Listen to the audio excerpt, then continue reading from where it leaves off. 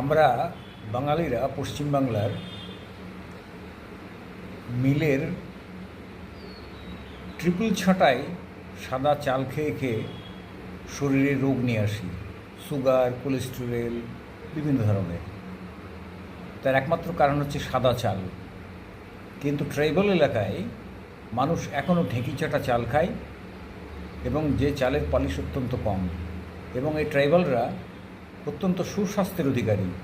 দেখুন, আমি একটা চিত্র দেখাচ্ছি, দেখুন, দেখে ভালো লাগলে লাইক করবেন, কমেন্ট করবেন, শেয়ার করবেন।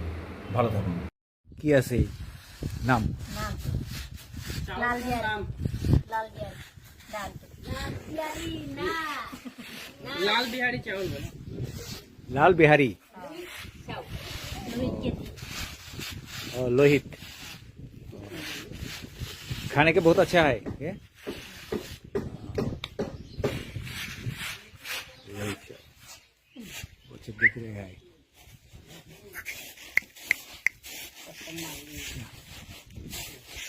परेशान का कर रहे हमारे नहीं डाल।